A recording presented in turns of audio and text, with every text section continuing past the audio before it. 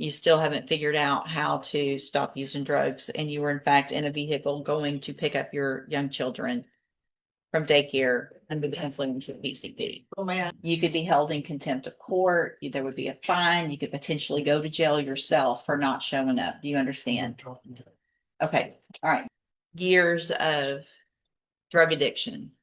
And at 42 years old, and you've been on these probations for 5 years or more, you've had every opportunity handed to you to try to help you, and you're still using. So, all right, you are Ebony Broussard. Correct. And Yes. this is cause numbers 19-32518, 19-32806, and 21-36615. Ms. Broussard is on probation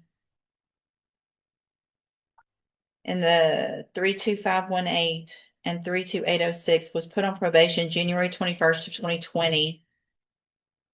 10-year deferred probations.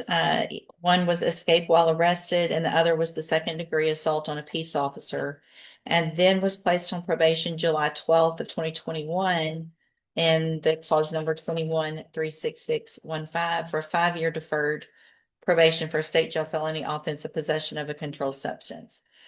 She was here previously, entered pleas of true to counts 1 through 5 in that motion to revoke in each of the cases. There was no agreement. I received the pre-sentence report update. Have y'all both had an opportunity to review that update?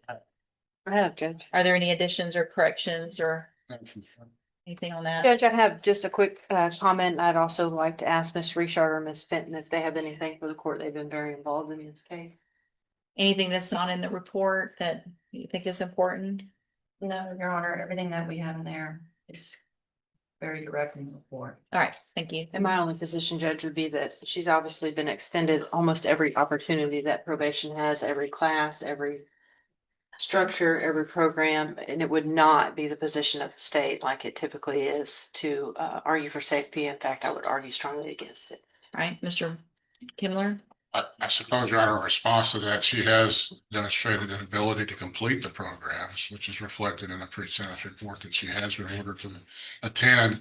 Of course, there is a pattern of conduct that reflects addiction and substance abuse, but she also has the ability to complete the programs as well. I don't know how that relates to her inability, I suppose, to cope with the substance abuse issues, but she does have the ability at least to have enough structure and conform to the structure of these programs to complete them. So that says something. It looks from the pre-sentence report, it would be asking a lot to continue her on probation, especially with probation probably being unwilling to, or at least reticent to do that. I would only ask the court if the court is considering for the developer to consider something at the lower end. She does have children. And I'm not trying to use that as an excuse or anything, but they could maybe perhaps. Children she was on her way to get while she was under the influence of PCP. I don't know that they established conclusively that she was under the influence. I mean, again, it reflects the substance abuse problem, but she does. She played true to all of the counts. Right. But yeah, that's true, Your Honor, and it reflects a continued struggle with substance abuse. Yeah.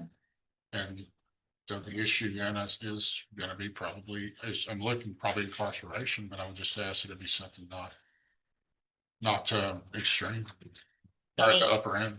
And she wanted to address the court. What do you have to say? I do take accountability for my actions, but however, I have completed ISL before, and if you will be willing to work with me again, I would appreciate it. I have, before I was incarcerated, I did enroll myself in outpatient classes, which was referred to me through Ozark when I got assessed. And I was taking AA classes as well. I did complete 5 of the classes. However, I wasn't able to complete it because I was incarcerated. I do still have my job, and I did complete my 5-year probation for the first conviction.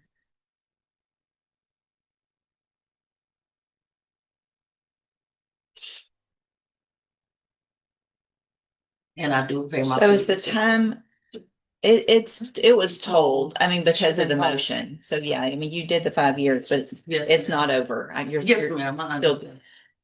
what is, Ms. Malfino, do you have any position with regard to specifically punishment on these cases?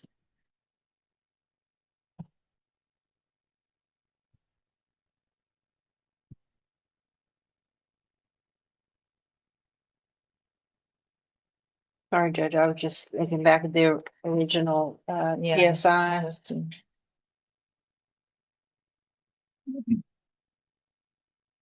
Yeah. I do, thanks. Obviously, the court sees that she doesn't prior to this have any type of felony conviction, Judge, so I'll defer to whatever you think is appropriate, just in the context that they have given her so much of their efforts. So, Ms. Broussard, you've been given the opportunity of, it looks like you went to Franklin North way back in 2017. And then you get on probation. You went through JCDI, but you couldn't complete it because of progressive sanctions for continuing to not follow those rules. Then you went to Franklin North, December 7th of 2020. You were on the drug patch program. You did that. You went to anger management. You went through the moral recognition therapy. You were on the high medium caseload. You've been to ISF. And despite all of that, you're still on 2 probations, one of which you could get 20 years in prison and the other 10. You still haven't figured out how to stop using drugs. And you were in fact in a vehicle going to pick up your young children from daycare under the influence of PCP. Oh, may I? However, when I went to Franklin North, it was because I was in a toxic relationship. And that's what they did. So, but here's, okay, how old? And How old are you? How old are you? I'm 42 now. Okay, so you've been through what appears to be years of drug addiction. And at 42 years old, and you've been on these probations for 5 years or more, you've had every opportunity handed to you to try to help you, and you're still using. So at this time, in clause number 19-32518, I'm going to find counts 1 through 5 true, find sufficient evidence to find you guilty. And at this time, find you guilty of escape while arrested, sentence you to a term of 6 years in the institutional division of the Texas Department of Corrections. You will receive credit on that sentence for any time that you've been in custody that the law gives you the right to receive. And cause number 19-32806, find counts 1 through 5 true, find sufficient evidence to find you guilty, and at this time find you guilty of assault on a peace officer. Sentence you to a term of 6 years in the institutional division of the Texas Department of Corrections. You will receive credit on that sentence for the time that you've been in custody that the law gives you the right to receive. And then in cause number 21-36615, also find counts 1 through 5 true, find sufficient evidence to find you guilty, and at this time find you guilty of possession of a controlled substance. Sentence you to a term of 18 months in the state jail prison. You will receive credit on that sentence for any time that you've been in custody that the law gives you the right to receive. All of these sentences will run concurrently, which means together at the same time. I'm going to hand you the trial court certification that shows there was no agreement. You do have some rights to appeal. You need to sign that with your attorney, and then I'll give you that copy. Also, I'm handing you a written admonishment regarding your ineligibility to possess a firearm or ammunition. Because of the judgments entered against you, you're ineligible under Texas law to possess a firearm or ammunition. Possession of a firearm or ammunition could lead to charges against you. If you have any questions about the laws that make you ineligible to possess a firearm or ammunition, or about how long that lasts, you can talk with Mr. Kimler. Right here. And what is the statement? And I'll wait on that. It's saying that you do have a right to appeal, and Mr. Kimler will talk to you about that. When do you find? You hand her that one and just the bottom copy off of that one, Mr. Kimler. When can I find this great time? They'll do the judgments today, and it should show up in the computer probably in the next day or two. It's the jail does not give us this information. It's, well, right now it hasn't been all calculated, so it'll be in the system in the next day or two. Once the clerk, she's in court right now, so she can't do it, but it'll happen the next day or two. Right, sir, you're Asa Jones. And this is cause number 25, DCCR 0963. Mr. Jones is charged with a first-degree felony offense of aggravated assault. And the case is set for trial to begin with jury selection next Monday. And what is the announcement? You should be ready to. State your ready. All right, it is likely going to be at the top of the list. I have one other that's potential, but it sounds like there might be some issues. So, but you'll know today after docket. I do want to make sure you understand, Mr. Jones, that after today, I will not accept any plea agreements. It looks like I've got a plea bargain rejection from January of this year where you rejected a 25-year term. Has there been any change in negotiations? No, Judge. Your Honor, we have a witness that would ask the court call the name of, please. Okay, Atlanta Gallo.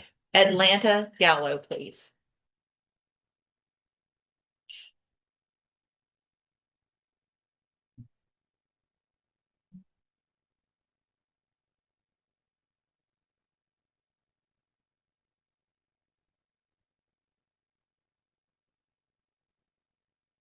We asked that the court admonish her, she's under subpoena, admonish her about the consequences of not showing up for the trial next week.